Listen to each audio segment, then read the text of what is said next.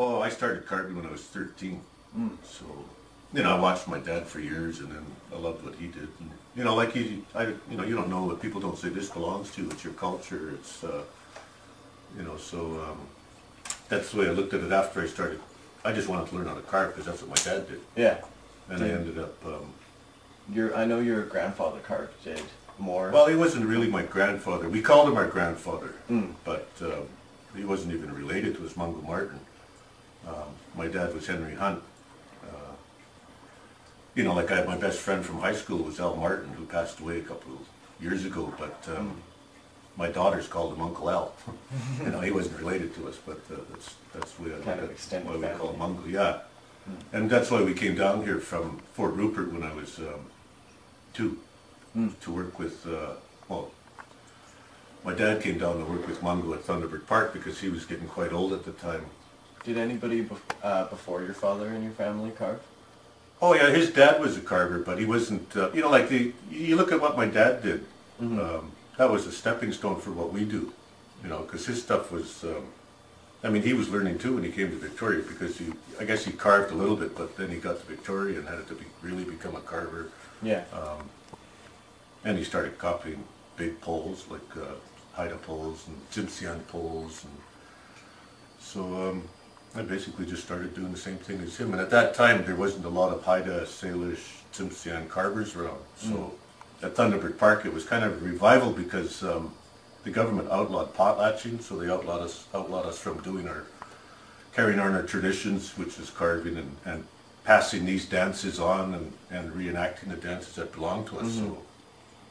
So Mungo came to Victoria, started Thunderbird Park, and it only started because he was fixing some old poles that the government noticed that the tourists were coming around, so they built Thunderbird Park, which was built, well, where it is now, which actually should be rebuilt because if they don't, I could see that place turning into a big skyscraper, and the government saying, well, it's derelict, it doesn't do any function anymore, right?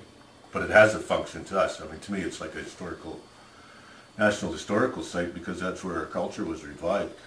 After he built that big house, Mungo built the big house, and my dad was here then, he invited the government there. And the government realized that, you know, they used to think that we were crazy to give all our money away and end up with nothing. But they didn't realize, like, if I gave you $1, each of you $1, well, if you guys had a ceremony, you'd have to give me $2. And then I'd have to give you $4. So it just kept getting better, but you know, like he didn't end up with a lot of money at the end of the potlatch, but he ended up with prestige. Yeah. And that was our wealth, was our culture. So the money was just secondary. And in the beginning, it wasn't money. It was clam beds, crab grounds, halibut grounds, salmon. Yeah, because if you give to someone, they're more likely to give back to you. Yeah, but you know, it wasn't monetary. It was, here's my clam bed. And go take clams if you want, you know. So yeah. Look, I haven't stopped doing what I'm doing now. I'm doing bronzes. Like these are bronzes. Oh, okay. And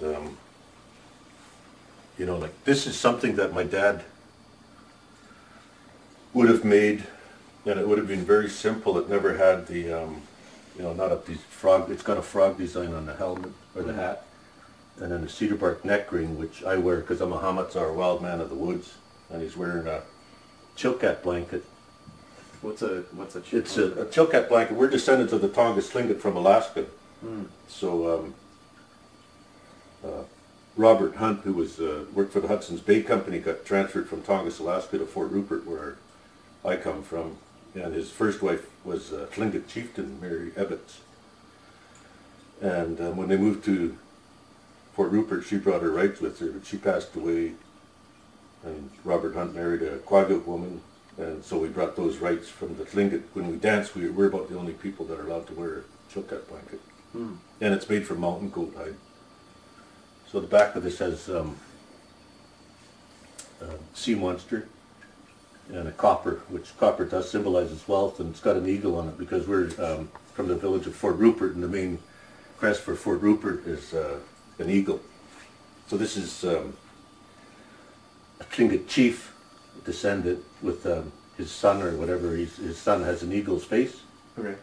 And I just used the man's feet And this little guy's feet just made them one, so he's got big feet. Yeah. He's got normal feet. And he's wearing a pair of workout tights. Because I can fool around, right? You can tell the story's my story.